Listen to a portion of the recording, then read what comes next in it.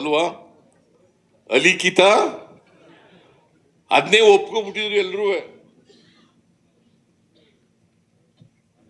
ಮೇಲ್ಜಾತಿ ಅಲಿಖಿತ ಸಂವಿಧಾನದ ಪ್ರಕಾರ ಹೆಂಗಪ್ಪ ಅಂತಂದ್ರೆ, ಅಲಿಖಿತ ಸಂವಿಧಾನ ನಮ್ಮ ಸಂವಿಧಾನ ಲಿಖಿತ ಸಂವಿಧಾನ ಬರೋದಕ್ಕಿಂತ ಮುಂಚಿತವಾಗಿ ಅಲಿಖಿತ ಸಂವಿಧಾನ ಇತ್ತು. ಅದನ್ನೇ ಮನುಸ್ಮೃತಿ, ಮನುವಾದ ಅಂತ ಕರಿತೀವಿ. ಮನುಸ್ಮೃತಿ, ಮನುವಾದ. ಅದರ ಪ್ರಕಾರ ಅಸ್ಪೃಶ್ಯರು, ಶೂದ್ರರು, ಮಹಿಳೆಯರು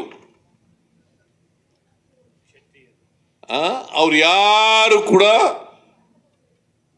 ವಿದ್ಯೆ ಕಲಿಬಾರದು, ಅವ್ರು ಯಾರು ಕೂಡ ಸಂಪತ್ತನ್ನು ಗಳಿಸಬಾರದು.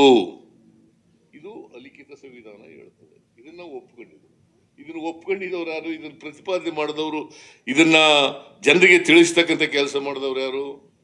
ಹೆಚ್ಚಾಗಿ RSSನವರು ಅಲ್ವಾ? ಅದಕ್ಕೆ ಸಂವಿಧಾನಕ್ಕೆ ವಿರುದ್ಧ ಇರೋದು. ನಾವು ಸಂವಿಧಾನದ ಪರ ಇದ್ದೀವಿ, ಅವರು ವಿರುದ್ಧ ಇದ್ದಾರೆ.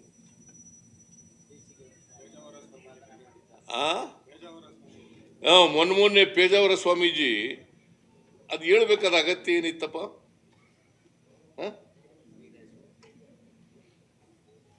ಪೇಜಾವರ ಸ್ವಾಮೀಜಿ ಮನುಸ್ಮೃತಿನ ಪ್ರತಿಪಾದನೆ ಮಾಡ್ತಾರೆ. ನಾನು ಹೇಳ್ತೀನಿ, ನೀವು ಸಂವಿಧಾನ ರಕ್ಷಣೆ ಮಾಡದೆ ಹೋದ್ರೆ ನಾವ್ ಯಾರು ಉಳ್ಕೊಳ್ಳಿಕ್ಕೆ ಸಾಧ್ಯ ಇಲ್ಲ. ಹಿಂಗೆ ಮುಂದುವರಿಬೇಕಾಗ್ತದೆ. ಅದನ್ನ ಕಾಂಗ್ರೆಸ್ಸು ಅದಕ್ಕೋಸ್ಕರ ಸಂವಿಧಾನವನ್ನ ರಕ್ಷಣೆ ಮಾಡ್ತಕ್ಕಂಥ ಕೆಲಸವನ್ನು ಮಾಡುದು. ಈಗ ನಾನು ಮುಖ್ಯಮಂತ್ರಿ ಆಗ್ಬೇಕಾದ್ರೆ ಸಂವಿಧಾನ ಇಲ್ಲಿಯವ್ರು ಆಯ್ತಿತ್ತ? ಆಯ್ತಾನೆ ಇರ್ಲಿಲ್ಲ. HK ಪಾಟೀಲ್ರು ಮಂತ್ರಿ ಆಗ್ಬೇಕಾದ್ರೆ ಆಗ್ತಿತ್ತ? ಈ ಸಂವಿಧಾನದಿಂದ ಮಾತ್ರ ಸಾಧ್ಯ. ಅದಕ್ಕೋಸ್ಕರನೇ ಬಾಬಾ ಸಾಹೇಬ್ ಅಂಬೇಡ್ಕರ್ ಅವರು ಎಲ್ಲ ದೇಶಗಳ ಸಂವಿಧಾನಗಳೆಲ್ಲ ಓದ್ಕೊಂಡು ಆಮೇಲೆ ನಮ್ಮ ಸಮಾಜದ ಪರಿಸ್ಥಿತಿಯನ್ನ, ಆರ್ಥಿಕ, ಸಾಮಾಜಿಕ, ರಾಜಕೀಯ ಪರಿಸ್ಥಿತಿಯನ್ನ ಅರ್ಥ ಮಾಡ್ಕೊಂಡು ಅನುಭವದಿಂದ ಇಂಥ ಸಂವಿಧಾನವನ್ನು ಈ ದೇಶಕ್ಕೆ ಕೊಟ್ಟಿದ್ದಾರೆ. ಈ ಸಂವಿಧಾನ ಉಳಿಸ್ಕೊಳ್ಳೋದು ನಮ್ಮ ಕರ್ತವ್ಯ ಇಲ್ಲ. ವಿಶೇಷವಾಗಿ ಶೂದ್ರರು, ದಲಿತರು, ಹಿಂದುಳಿದವರು, ಅಲ್ಪಸಂಖ್ಯಾತರು, ಮಹಿಳೆಯರು, ರೈತರು ಇದನ್ನ ಉಳಿಸ್ಕೊಳ್ಳಿಕ್ಕೆ ಪ್ರಾಮಾಣಿಕ ಪ್ರಯತ್ನವನ್ನ ಮಾಡಬೇಕು. ಅದೇ ನಾವು ಸಂವಿಧಾನ ದಿನ ಆತ್ಮ ವಿಮರ್ಶೆ ಮಾಡಿಕೊಂಡು ಈ ಕೆಲಸ ಮಾಡ್ತಕ್ಕಂಥದ್ದೇ ನಾವು ಸಂವಿಧಾನಕ್ಕೆ ಗೌರವ ಕೊಡ್ತಕ್ಕಂಥದ್ದು ಮತ್ತು ಸಂವಿಧಾನ ದಿನವನ್ನು ಆಚರಣೆ ಮಾಡೋದಕ್ಕೆ ಸಾರ್ಥಕ.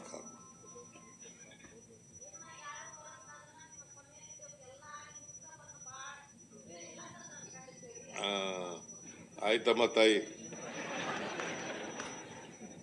ಆಮೇಲೆ ಅದಕ್ಕೆ ನಾನು ನಮ್ಮ ಸರ್ಕಾರ ಇದ್ದಾಗ, ಹಿಂದೆ ಇದ್ದಾಗ, ಈಗ ಎಲ್ರಿಗೂ ಕೂಡ ದುರ್ಬಲ ವರ್ಗದ ಜನರಿಗೆ, ದಲಿತರಿಗೆ, ಹಿಂದುಳಿದವರಿಗೆ, ಯಾರು ಆರ್ಥಿಕ ಸಾಮಾಜಿಕವಾಗಿ ದುರ್ಬಲರಿದ್ದಾರೆ ಅವರಿಗೆ ಶಕ್ತಿ ತುಂಬತಕ್ಕಂಥ ಕೆಲಸವನ್ನ ನಮ್ಮ ಗ್ಯಾರಂಟಿ ಯೋಜನೆ.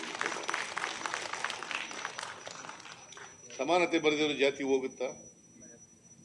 ನಾನು ವಿದ್ಯಾವಂತನಾದ್ರೆ, ಆರ್ಥಿಕವಾಗಿ ಸಬಲರಾದ್ರೆ ಯಾವ ಜಾತಿಯವರಾದ್ರೂ ಮದುವೆ ಆಯ್ತಾರೆ. ನಾನು ಜಾತಿ ಹೋಗ್ಬೇಕಲ್ಲಪ್ಪ. ಏನು ಓದ್ತಿದ್ರೆ ಹಂಗೆ ಇದ್ದಿದ್ರೆ, ಕೂಲಿ ಮಾಡ್ಕೊಂಡಿದ್ರೆ ನನ್ನ ಯಾರು ಮದುವೆ ಆಯ್ತಾರೆ? ಅಂದ್ರೆ ನಮ್ಮ ಜಾತಿಯವ್ರು ಮದುವೆ ಆಗ್ಬಹುದು, ಬೇರೆ ಜಾತಿಯವ್ರು ಮದುವೆ ಆಯ್ತಾರ? ಜಾತಿ ಹೋಗ್ಬೇಕಲ್ಲ, ಅದಕ್ಕೆ ಸಮಾನತೆ ಬರಬೇಕಲ್ವಾ? ನೀವು ಆರ್ಥಿಕವಾಗಿ, ಸಾಮಾಜಿಕವಾಗಿ ಸಬಲರಾಗಿದ್ರೆ ನಿಮ್ಮನ್ನು ಯಾರನ್ನಾರು ಒಪ್ಕೋತಾರೆ, ಯಾರಾದರೂ ಮದುವೆ ಆಯ್ತಾರೆ. ಆಗ ಜಾತಿ ಹೋಗ್ಲಿಕ್ಕೆ ಅನುಕೂಲ ಆಗ್ತದೆ ಅಲ್ವಾ?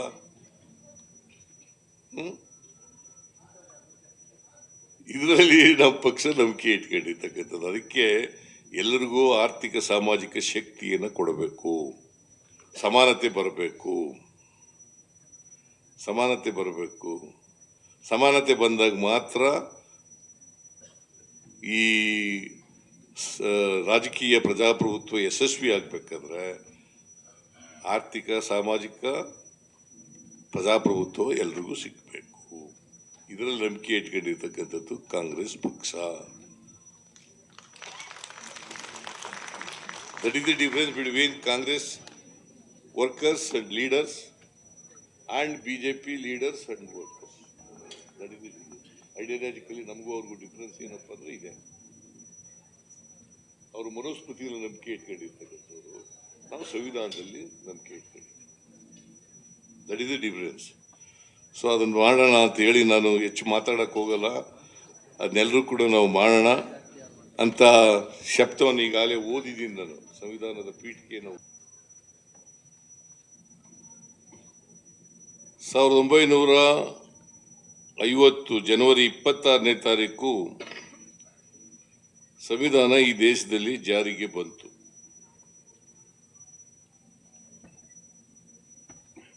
ಈಗ ಸಂವಿಧಾನ ಅಂಗೀಕಾರ ಆಗಿ 75 ವರ್ಷಗಳು ತುಂಬೋಗಿದ್ದಾವೆ. ಜನವರಿ 50ನೇ ಇಸ್ವಿಗೆ ಮತ್ತೆ 75 ವರ್ಷ ಸಂವಿಧಾನ ಜಾರಿಗೆ ಬಂದು 75 ವರ್ಷ ಆಗ್ತಾ ಇದೆ. ನಾವು ಇಡೀ ದೇಶದಲ್ಲಿ ಇವತ್ತು ಸಂವಿಧಾನ ದಿನವನ್ನು ಆಚರಣೆ ಮಾಡ್ತಾ ಇದ್ದೀವಿ. ನಾವು ಈ ಸಂವಿಧಾನವನ್ನು ಆಚರಣೆ ಮಾಡುವಾಗ ನಾವೆಲ್ಲ ಭಾರತೀಯರು, ನಾವೆಲ್ಲರೂ ಕೂಡ ಆತ್ಮಾವಲೋಕನವನ್ನು ಮಾಡ್ಕೋಬೇಕು. ಸಂವಿಧಾನದ ಆಶಯಗಳು, ಧ್ಯೇಯೋದ್ದೇಶಗಳು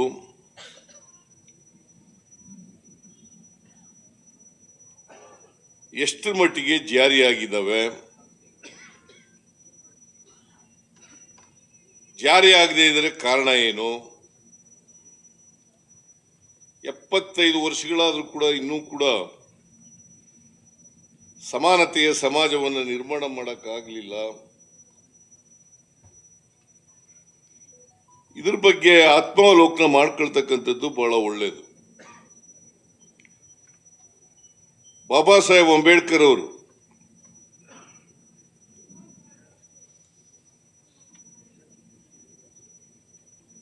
ಈ ಸಂವಿಧಾನದ ಡ್ರಾಫ್ಟಿಂಗ್ ಕಮಿಟಿ ಚೇರ್ಮನ್,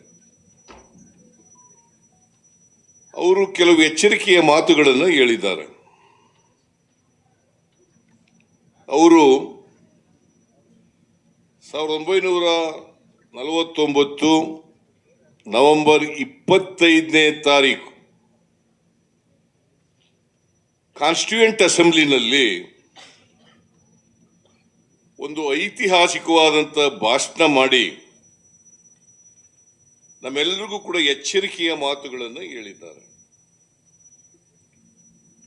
ಆ ಎಚ್ಚರಿಕೆಯ ಮಾತುಗಳು ಏನಪ್ಪಾ ಅಂತಂದ್ರೆ, ನಮಗೆ ರಾಜಕೀಯ ಪ್ರಜಾಪ್ರಭುತ್ವ ಸಿಕ್ಕಿದೆ, ರಾಜಕೀಯ ಪ್ರಜಾಪ್ರಭುತ್ವ ಸಿಕ್ಕಿದೆ ಅಂದ್ರೆ ಪ್ರತಿಯೊಬ್ಬರಿಗೂ ಕೂಡ ಒಂದು ಓಟು ಒಂದು ಮೌಲ್ಯ, ಒಂದು ಓಟು ಒಂದು ಮೌಲ್ಯ ಅಂತಕ್ಕಂಥದ್ದು ಸಿಕ್ಕಿದೆ. ಆದರೆ ಇನ್ನು ಸಾಮಾಜಿಕ ಪ್ರಜಾಪ್ರಭುತ್ವ, ಆರ್ಥಿಕ ಪ್ರಜಾಪ್ರಭುತ್ವ ಸಿಕ್ಕಿಲ್ಲ. ಎಚ್ ಕೆ ಪಾಟೀಲ್ ಪ್ರಸ್ತಾಪ ಮಾಡಿದ್ರು 39ನೇ ವಿಧಿ, ಅಲ್ಲಿ ಏನ್ ಹೇಳಿದ್ದಾರೆ ಅಂತ ಹೇಳಿ ಪ್ರಸ್ತಾಪ ಮಾಡಿದ್ರು. ಅದಕ್ಕೆ ಅವ್ರು ಏನ್ ಹೇಳ್ತಾರೆ ಅಂತಂದ್ರೆ, ಜನವರಿ 26, 1950ನೇ ಇಸ್ವಿ ಅವತ್ತು ವೈರುಧ್ಯತೆ ಇರ್ತಕ್ಕಂಥ ಸಮಾಜಕ್ಕೆ ಕಾಲಿಡ್ತಾ ಇದ್ದೀವಿ. ವೈರುಧ್ಯತೆ ಇರ್ತಕ್ಕಂಥ ಸಮಾಜಕ್ಕೆ ಕಾಲಿಡ್ತಾ ಇದ್ದೀವಿ. ನಮ್ಮ ಸಮಾಜದಲ್ಲಿ ಆರ್ಥಿಕ ಅಸಮಾನತೆ ಇದೆ, ಸಾಮಾಜಿಕ ಅಸಮಾನತೆ ಇದೆ. ಈ ಅಸಮಾನತೆಯನ್ನು ಹೋಗಲಾಡಿಸದೆ ಹೋದರೆ ರಾಜಕೀಯ ಪ್ರಜಾಪ್ರಭುತ್ವ ಯಶಸ್ವಿಯಾಗಲ್ಲ. ಗೊತ್ತಾಗ್ತಾ ಕೇಳಿಸ್ತಾ ಇದೆಯಾ?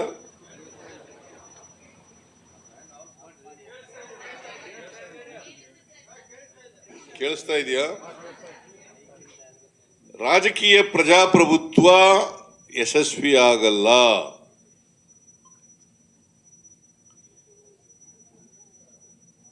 ನಮಗೆ ಆರ್ಥಿಕ ಪ್ರಜಾಪ್ರಭುತ್ವ ಮತ್ತು ಸಾಮಾಜಿಕ ಪ್ರಜಾಪ್ರಭುತ್ವ ಸಿಕ್ಕಿಲ್ಲ, ಅಸಮಾನತೆ ಹೋಗಿಲ್ಲ. ಯಾಕಂತಂದ್ರೆ ಪ್ರತಿಯೊಬ್ಬರಿಗೂ ಕೂಡ ಒಂದು ಮೌಲ್ಯ ಇದೆ ಅಂತ ನಮ್ಮ ಸಮಾಜ ರಚನೆ ಆಗಿಲ್ಲ. ಅಂದ್ರೆ ಪ್ರತಿಯೊಬ್ಬರಿಗೂ ಕೂಡ ಒಂದು ಮೌಲ್ಯ ಇರಬೇಕಲ್ಲ, ಆರ್ಥಿಕವಾಗಿ ಸಾಮಾಜಿಕವಾಗಿ ಮೌಲ್ಯ ಇರಬೇಕಲ್ಲ, ಅದು ಇಲ್ಲ. ಅದಕ್ಕೆ ಬಾಬಾ ಸಾಹೇಬ್ ಅಂಬೇಡ್ಕರ್ ಅವರು ಸಂವಿಧಾನದಲ್ಲಿ ಸ್ವಾತಂತ್ರ್ಯ, ಸಮಾನತೆ, ಭ್ರಾತೃತ್ವ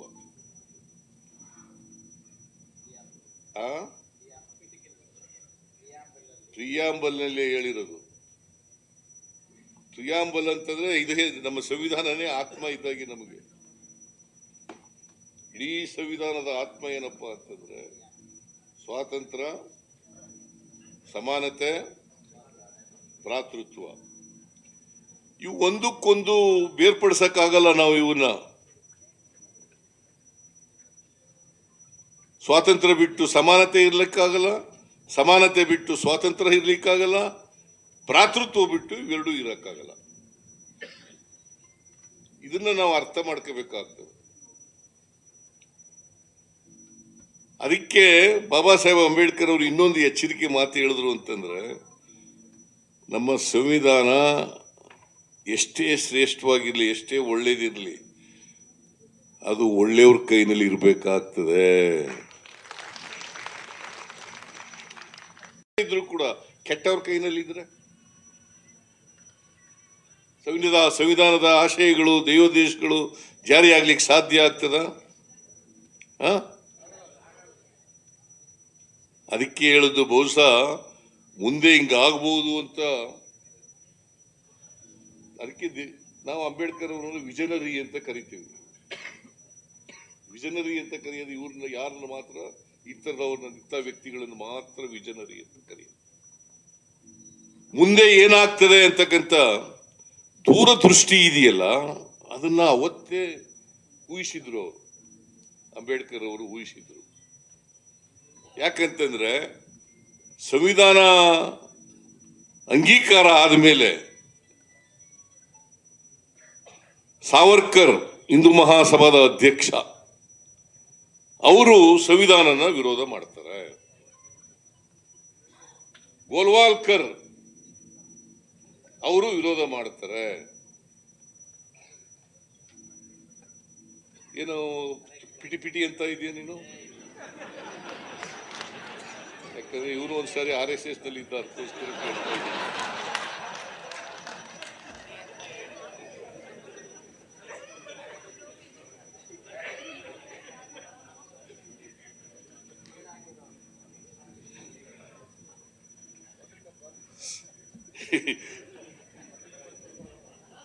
RSS ಇದೆಯಲ್ಲ, ಈ ಬಿಜೆಪಿಯ ಮಾತೃ ಸಂಸ್ಥೆ, ಜನಸಂಘದ ಮಾತೃ ಸಂಸ್ಥೆ. ಅದರ ಎರಡನೇ ಅಧ್ಯಕ್ಷ ಗೋಲ್ವಾಲ್ಕರ್,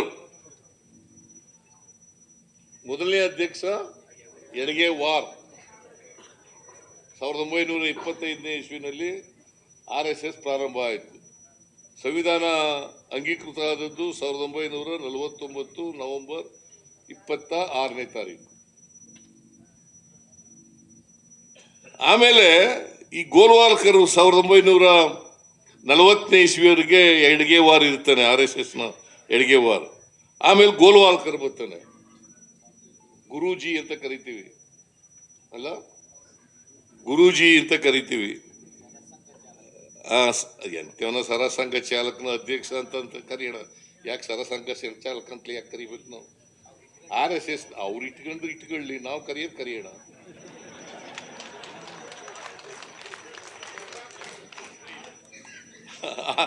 RSSನ ಸಂಸ್ಥಾಪಕ ಯಡ್ಗೇವಾರ್, ಆಮೇಲೆ ಎರಡನೇ ಅಧ್ಯಕ್ಷ ಗೋಲ್ವಾಲ್ಕರ್.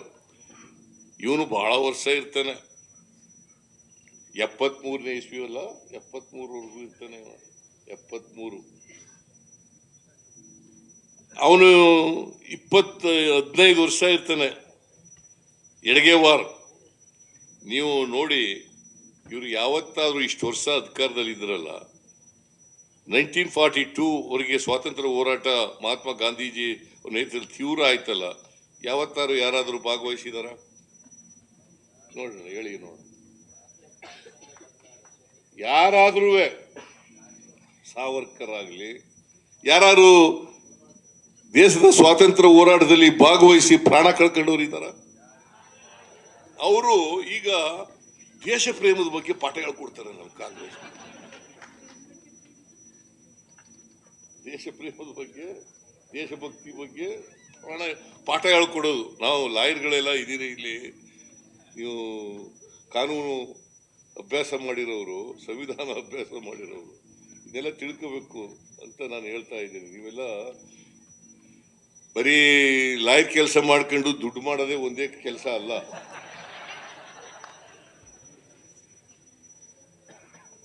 ಎಲ್ಲ ಪಾಪ ನಮ್ಮ ಉಗ್ರಪ್ಪ ಯಾವಾಗಲೂ ಸಂವಿಧಾನ ಹೇಳ್ತಾರೆ, ಸಂವಿಧಾನ ಬಿಟ್ಟು ಬೇರೆ ಮಾತಾಡೋದೇ ಇಲ್ಲ. ನಾನು ಯಾಕೆ ಹೇಳ್ತೀನಿ ಅಂದ್ರೆ ಜನರು ತಿಳ್ಕೋಬೇಕು. ಅದಕ್ಕೆ ನಾವು ಏನ್ ಮಾಡೋದು, ಈ ಸರಿ ಅಧಿಕಾರಕ್ಕೆ ಬಂದ ಮೇಲೆ ನಾವು ಸಮಾಜ ಕಲ್ಯಾಣ ಇಲಾಖೆ ಮೂಲಕ ಪ್ರತಿ ಶಾಲೆಗಳಲ್ಲಿ, ಪ್ರತಿ ಕಾಲೇಜಿನಲ್ಲಿ ಸಂವಿಧಾನದ ಪೀಠಿಕೆಯನ್ನ ಓದಲೇಬೇಕು ಅಂತ ಕಡ್ಡಾಯ ಮಾಡಿ. ಸಂವಿಧಾನ ಪ್ರತಿಯೊಬ್ಬರಿಗೂ ಗೊತ್ತಾಗಬೇಕಲ್ಲ, ನಮ್ಮ ಹಕ್ಕುಗಳೇನು, ನಮ್ಮ ಡ್ಯೂಟೀಸ್ ಏನು ಗೊತ್ತಾಗಬೇಕಲ್ಲ. ಮೂಲಭೂತ ಹಕ್ಕುಗಳು ಅಂದ್ರೆ ಏನು, ಸಂವಿಧಾನದ ಹಕ್ಕುಗಳು ಅಂದ್ರೇನು, ಆಮೇಲೆ ಎಂತದ್ದು ನಿರ್ದೇಶನಗಳು, ನಿರ್ದೇಶಕ ತತ್ವಗಳು ಅಂದ್ರೆ ಏನು ಅಂತ ಗೊತ್ತಾಗಬೇಕಲ್ಲ. Directive principles of the state policy ಗೊತ್ತಾಗಬೇಕಲ್ಲ. ಅವು ನಮಗೆ ನಮ್ಮ ಹಕ್ಕುಗಳು, ನಮ್ಮ ಇದು ಗೊತ್ತಾಗದೆ ಹೋದ್ರೆ ಹೇಗೆ ನಾವು ನಮ್ಮ ಹಕ್ಕುಗಳನ್ನ ಚಲಾಯಿಸೋದು, ನಮ್ಮ ಹಕ್ಕುಗಳನ್ನ ಪಡ್ಕೊಳ್ಳೋದು, ಮತ್ತೆ ಕರ್ತವ್ಯಗಳು, ದೇ ಗೋ ಟುಗೆದರ್.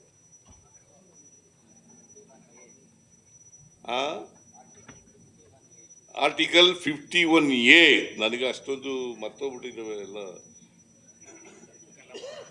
ನೀನು ಪಾಠ ಮಾಡ್ತಾ ಇದ್ದಿಲ್ಲ 5 ವರ್ಷ ಕಾನ್ಸ್ಟಿಟ್ಯೂಷನ್, ಅದರಿಂದ ಎಲ್ಲ ಜ್ಞಾಪಕ ಇಟ್ಕೊಂಡಿದೀಯ.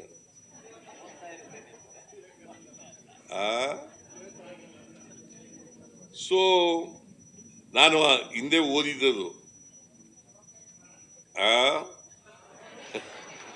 ಅದಕ್ಕೆ ನಾವು ನೋಡಿ ಎಲ್ಲರೂ ಕೂಡ ಸಮಾನತೆಯ ಸಮಾಜ ನಿರ್ಮಾಣ ಆಗ್ಬೇಕು. ಅದಕ್ಕೆ ಅಂಬೇಡ್ಕರ್ ಅವ್ರು ಏನ್ ಹೇಳಿದರು ಅಂತಂದ್ರೆ, ಅಧಿಕಾರ ಬಲಾಢ್ಯರ ಕೈಗೆ ಸಿಕ್ಕಬಾರದು, ಅಧಿಕಾರ ಬಲಾಢ್ಯರ ಕೈನಲ್ಲಿ ಇರಬಾರ್ದು.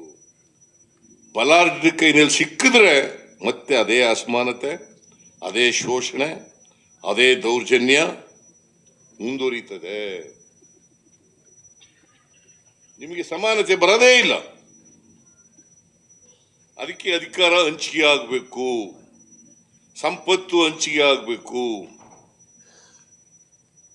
ಸಮಾನತೆ ಬರಬೇಕಲ್ಲ.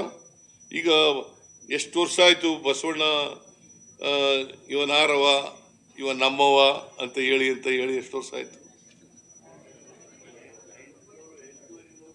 850 ವರ್ಷ ಬಂದಿದೆಯಾ? ನಮ್ಮ ವಿದ್ಯಾವಂತರ ಜಾತಿ ಮಾಡಕ್ ಶುರು ಮಾಡ್ಕೊಬಿಟ್ಟವ್ರೆ. ವಚನ ಹೇಳೋದು, ಕೆಲವರು ವಚನ ಹೇಳ್ತಾರೆ, ಬಸವಾದಿ ಶರಣರು ವಚನ ಹೇಳೋದು, ಆಮೇಲೆ ನೀ ಯಾವ ಜಾತಿಯವನು ಅಂತ ಕೇಳೋದು.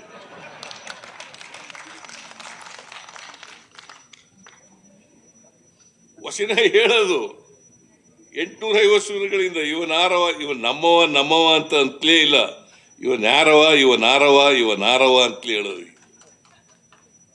ಆಮೇಲೆ ಈ ವೈಚಾರಿಕತೆ ಬೆಳೀನೇ ಇಲ್ಲ, ವೈಜ್ಞಾನಿಕತೆ ಬೆಳೀನೇ ಇಲ್ಲ. ಅದಕ್ಕೆ ನಾವು ಪ್ರತಿ ಶಾಲೆಯಲ್ಲಿ ಗುಣಮಟ್ಟದ ಶಿಕ್ಷಣ ನಮ್ಮ ಮಕ್ಕಳಿಗೆ ಸಿಕ್ಕಬೇಕು. ವೈಚಾರಿಕತೆಯಿಂದ ಕೂಡಿರ್ತಕ್ಕಂಥ, ವೈಜ್ಞಾನಿಕತೆಯಿಂದ ಕೂಡಿರ್ತಕ್ಕಂಥ ಶಿಕ್ಷಣ ಸಿಕ್ಕಬೇಕು. ನೀವು ಇನ್ನೂ ಕರ್ಮ ಸಿದ್ಧಾಂತನೇ ಒಪ್ಪಿಕೊಂಡು ಮುಂದುವರಿಯೋದಾದ್ರೆ ಸಂವಿಧಾನ ಯಾಕಿರ್ಬೇಕು? ಕರ್ಮ ಸಿದ್ಧಾಂತ ಬಸವಣ್ಣವರು ಕರ್ಮ ಸಿದ್ಧಾಂತವನ್ನು ತಿರಸ್ಕಾರ ಮಾಡಿ ಅಂತ ಹೇಳುದು. ನೀನು ಯಾಕಪ್ಪ ಅಂಗಿ ಇಲ್ಲ, ಹೊಟ್ಟೆಗಿಲ್ಲ, ನೀನು ಯಾಕೆ ವಿದ್ಯೆ ಇಲ್ಲ, ಮನೆ ಇಲ್ಲ ಅಂತಂದ್ರೆ, ನಾ ಹಿಂದಿನ ಜನ್ಮದಲ್ಲಿ ಪಾಪ ಮಾಡ್ಬಿಟ್ಟಿದೆ, ಕರ್ಮ ಮಾಡ್ಬಿಟ್ಟಿದೆ, ಅದಕ್ಕೆ ಈ ಜನ್ಮದಲ್ಲಿ ಹಿಂಗೆ ಹುಟ್ಟುಬಿಟ್ಟಿದ್ದೀನಿ ಅಂತ ಹೇಳೋದು. ಅಲ್ದೇ ಹೋದ್ರೆ ನನ್ನ ಹಣೆಯಲ್ಲಿ ಬರೆದ್ಬಿಟ್ಟದೆ, ಏನು ಮಾಡೋದು, ಹಿಂಗೆ ಹುಟ್ಟುಬಿಟ್ಟಿದ್ದೀನಿ ಅಂತ. ಹಣೆಯಲ್ಲಿ ಬರ್ದಿದ್ದು ನನ್ನ ದೇವರು ಯಾವ ದೇವರು? ಹಂಗೆ ಇವನಿಗೆ ಕೆಲವರಿಗೆ ವಿದ್ಯೆ ಕಲಿಬೇಡಿ, ಕೆಲವರಿಗೆ ಬಟ್ಟೆ ಇಲ್ಲ, ಕೆಲವರಿಗೆ ಊಟಕ್ಕಿಲ್ಲ, ಕೆಲವ್ರಿಗೆ ಮನೆ ಇಲ್ಲ, ಇನ್ ಕೆಲವರಿಗೆ ಎಲ್ಲ ಸಿಕ್ಕು ಅಂತ ಬರೆದ್ಬಿಟ್ಟಿದ್ದಾನ ದೇವರು. ಮನುಷ್ಯರನ್ನ ವಿಂಗಡಣೆ ಮಾಡೋದು ಇದೆಯಲ್ಲ, ಅದು ದೇವ್ರ ಕೆಲಸ ಅಲ್ಲ, ನಾವು ಮಾಡ್ಕೊಂಡಿರೋದು. ಸಂವಿಧಾನ ಬರೋಕ್ಕೆ ಮುಂಚಿತವಾಗಿ ಏನಿತ್ತು ನಮ್ಮಲ್ಲಿ? ಅಲಿಖಿತ ಸಂವಿಧಾನ ಇತ್ತು ಅಲ್ವಾ? ಅಲಿಖಿತ, ಅದನ್ನೇ ಒಪ್ಕೊಂಡ್ಬಿಟ್ಟಿದ್ರು ಎಲ್ರೂ. ಮೇಲ್ಜಾತಿ ಅಲಿಖಿತ ಸಂವಿಧಾನದ ಪ್ರಕಾರ ಹೆಂಗಪ್ಪ ಅಂತಂದ್ರೆ, ಅಲಿಖಿತ ಸಂವಿಧಾನ, ನಮ್ಮ ಸಂವಿಧಾನ ಲಿಖಿತ ಸಂವಿಧಾನ ಬರೋದಕ್ಕಿಂತ ಮುಂಚಿತವಾಗಿ ಅಲಿಖಿತ ಸಂವಿಧಾನ ಇತ್ತು. ಅದನ್ನೇ ಮನುಸ್ಮೃತಿ, ಮನುವಾದ ಅಂತ ಕರಿತೀವಿ. ಮನುಸ್ಮೃತಿ, ಮನುವಾದ. ಅದರ ಪ್ರಕಾರ ಅಸ್ಪೃಶ್ಯರು, ಶೂದ್ರರು, ಮಹಿಳೆಯರು, ಅವ್ರು ಯಾರು ಕೂಡ ವಿದ್ಯೆ ಕಲಿಬಾರದು, ಅವ್ರು ಯಾರು ಕೂಡ ಸಂಪತ್ತನ್ನು ಗಳಿಸಬಾರದು. ಇದು ಅಲಿಖಿತ ಸಂವಿಧಾನ ಹೇಳ್ತದೆ. ಇದನ್ನ ಒಪ್ಕೊಂಡಿದ್ದವ್ರು ಯಾರು? ಇದನ್ನ ಪ್ರತಿಪಾದನೆ ಮಾಡಿದವರು, ಇದನ್ನ ಜನರಿಗೆ ತಿಳಿಸ್ತಕ್ಕಂಥ ಕೆಲಸ ಮಾಡಿದವ್ರು ಯಾರು? ಹೆಚ್ಚಾಗಿ RSSನವರು ಅಲ್ವಾ? ಅದಕ್ಕೆ ಸಂವಿಧಾನಕ್ಕೆ ವಿರುದ್ಧ ಇರೋದು. ನಾವು ಸಂವಿಧಾನ ಪರ ಇದ್ದೀವಿ, ಅವರು ವಿರುದ್ಧ ಇದ್ದಾರೆ.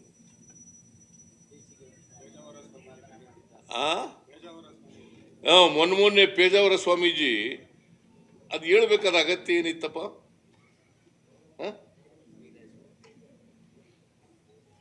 ಪೇಜಾವರ ಸ್ವಾಮೀಜಿ ಮನುಸ್ಮೃತಿನ ಪ್ರತಿಪಾದನೆ ಮಾಡ್ತಾರೆ. ನಾನು ಹೇಳ್ತೀನಿ, ನೀವು ಸಂವಿಧಾನ ರಕ್ಷಣೆ ಮಾಡದೆ ಹೋದ್ರೆ ನಾವು ಯಾರು ಉಳ್ಕೊಳ್ಳಿಕ್ಕೆ ಸಾಧ್ಯ ಇಲ್ಲ, ಹಿಂಗೆ ಮುಂದುವರಿಬೇಕಾಗ್ತದೆ. ಅದನ್ನ ಕಾಂಗ್ರೆಸ್ಸು ಅದಕ್ಕೋಸ್ಕರ ಸಂವಿಧಾನವನ್ನು ರಕ್ಷಣೆ ಮಾಡ್ತಕ್ಕಂಥ ಕೆಲಸವನ್ನು ಮಾಡುದು. ಈಗ ನಾನು ಮುಖ್ಯಮಂತ್ರಿ ಆಗ್ಬೇಕಾದ್ರೆ ಸಂವಿಧಾನ ಇಲ್ಲಿಯವರು ಆಯ್ತಿತ್ತ? ಆಯ್ತಾನೇ ಇರ್ಲಿಲ್ಲ. HK ಪಾಟೀಲ್ ಮಂತ್ರಿ ಆಗ್ಬೇಕಾದ್ರೆ ಆಗ್ತಿತ್ತ? ಈ ಸಂವಿಧಾನದಿಂದ ಮಾತ್ರ ಸಾಧ್ಯ. ಅದಕ್ಕೋಸ್ಕರನೇ ಬಾಬಾ ಸಾಹೇಬ್ ಅಂಬೇಡ್ಕರ್ ಅವರು ಎಲ್ಲ ದೇಶಗಳ ಸಂವಿಧಾನನೆಲ್ಲ ಓದ್ಕೊಂಡು, ಆಮೇಲೆ ನಮ್ಮ ಸಮಾಜದ ಪರಿಸ್ಥಿತಿಯನ್ನು, ಆರ್ಥಿಕ, ಸಾಮಾಜಿಕ, ರಾಜಕೀಯ ಪರಿಸ್ಥಿತಿಯನ್ನು ಅರ್ಥ ಮಾಡ್ಕೊಂಡು ಅನುಭವದಿಂದ ಇಂಥ ಸಂವಿಧಾನವನ್ನು ಈ ದೇಶಕ್ಕೆ ಕೊಟ್ಟಿದ್ದಾರೆ. ಈ ಸಂವಿಧಾನ ಉಳಿಸ್ಕೊಳ್ಳೋದು ನಮ್ಮ ಕರ್ತವ್ಯ ಅಲ್ಲ. ವಿಶೇಷವಾಗಿ ಶೂದ್ರರು, ದಲಿತರು, ಹಿಂದುಳಿದವರು, ಅಲ್ಪಸಂಖ್ಯಾತರು, ಮಹಿಳೆಯರು, ರೈತರು, ಇದನ್ನ ಉಳಿಸ್ಕೊಳ್ಳಿಕ್ಕೆ ಪ್ರಾಮಾಣಿಕ ಪ್ರಯತ್ನವನ್ನು ಮಾಡಬೇಕು. ಅದೇ ನಾವು ಸಂವಿಧಾನ ದಿನ ಆತ್ಮ ವಿಮರ್ಶೆ ಮಾಡಿಕೊಂಡು ಈ ಕೆಲಸ ಮಾಡ್ತಕ್ಕಂಥದ್ದೇ. ನಾವು ಸಂವಿಧಾನಕ್ಕೆ ಗೌರವ ಕೊಡ್ತಕ್ಕಂಥದ್ದು ಮತ್ತು ಸಂವಿಧಾನ ದಿನವನ್ನು ಆಚರಣೆ ಮಾಡೋದಕ್ಕೆ ಸಾರ್ಥಕ.